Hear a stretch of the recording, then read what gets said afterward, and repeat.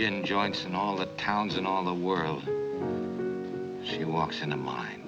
In 1992, I produced a documentary on the co-writer of Casablanca, Howard Koch. You must remember this. Because of it, I think I have a few insights that I would love to share with you. Here, of course, I'm assuming that all of you have seen Casablanca. Let's look again at this poster. I see Bogart the hero, cool and in charge. In the foreground, dominating the space with a title. He is the one holding a gun and wearing his trademark trench coat and fedora. This underlines his importance. Who wouldn't want to be him?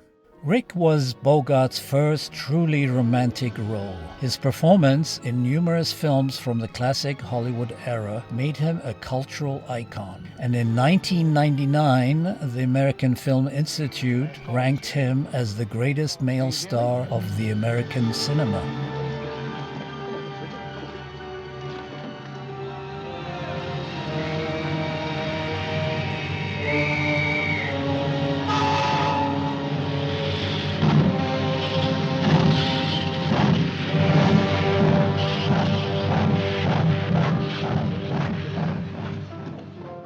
Ingrid Bergman, who according to the St. James's Encyclopedia of Popular Culture, quickly became the ideal of American womanhood and a contender for Hollywood's greatest leading actress in the United States.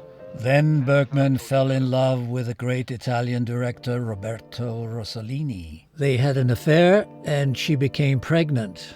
This affair caused a huge scandal in the United States, where it led to Bergman even being denounced on the floor of the United States Senate. Who are you really, and what were you before? What did you do, and what did you think, huh? We said no questions.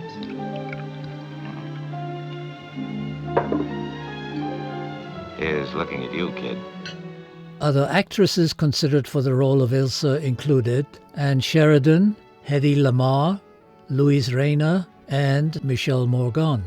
Producer Hal Wallace obtained the services of Bergman, who was under contract to David O. Selznick. But to us, she'll always be Casablanca. Bergman later said, "People saw me in Joan of Arc and declared me a saint. I'm not. I'm just a woman, another human being." Looking again at the poster, we see this diagonal line from Bogart to Ingrid and ending on Paul Henri. Rick looks determined and in control. Ilsa sad with longing, and Laszlo focused with determined idealism. Rick was once an idealist, but then life intervened. Louis, whatever gave you the impression that I might be interested in helping Laszlo escape? Because, my dear Ricky, I suspect that under that cynical shell, you're at heart a sentimentalist. Oh, laugh if you will, but I happen to be familiar with your record. Let me point out just 2 items. In 1935, you ran guns to Ethiopia. In 1936, you fought in Spain on the loyalist side. And got well paid for it on both occasions. The winning side would have paid you much better. Maybe. Then there is Laszlo. What if you murdered all of us? From every corner of Europe, hundreds, thousands would rise to take our places. Even Nazis can't kill that fast. Why he loves Ilsa, it's freedom and justice that are most important in his life. To me, that's why he isn't as likable as Rick. He lacks Rick's neurotic intensity. Well, here's a great deal about Rick in Casablanca, and about Victor Laszlo everywhere.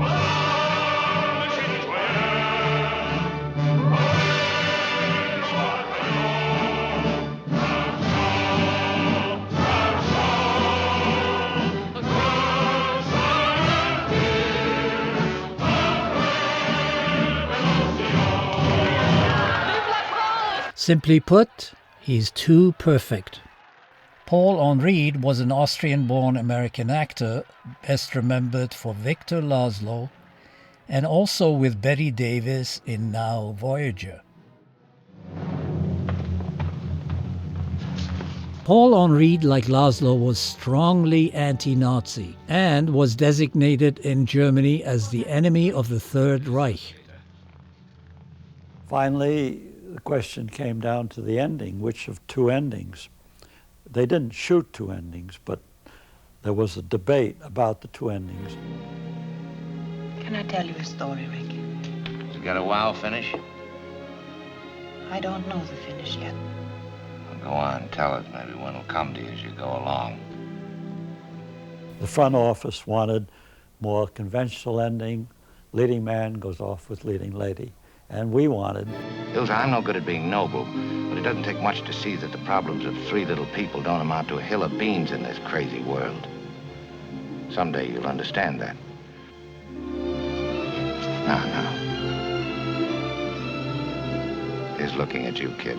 And she came up to me one day and said, when I was working on the set, and she said, how can I play the love scene? She said, I don't know which man I'm going to end up with. The ending to Casablanca, according to the Epsteins, was written a dozen times. My brother and I were driving down Sunset Boulevard, and we looked at each other and said, Major Strasser has been shot.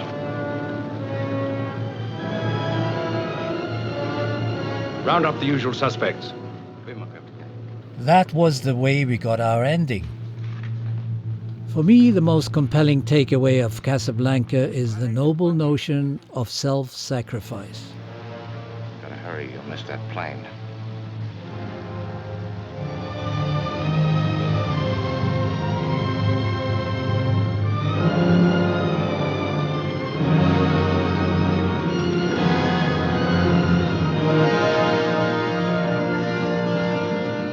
Sometimes it doesn't come naturally, but when forced upon us by evil... Well, Rick, you're not only a sentimentalist, but you've become a patriot. Maybe, but it seemed like a good time to start. I think perhaps you're right. That was when Hollywood people felt that they really could make a better world. And we did think we could solve the world's problems, didn't we? Yes, we did. And there we would, whoever was there was a friend, and we'd talk about what was going on and so on. It was a pretty wonderful period.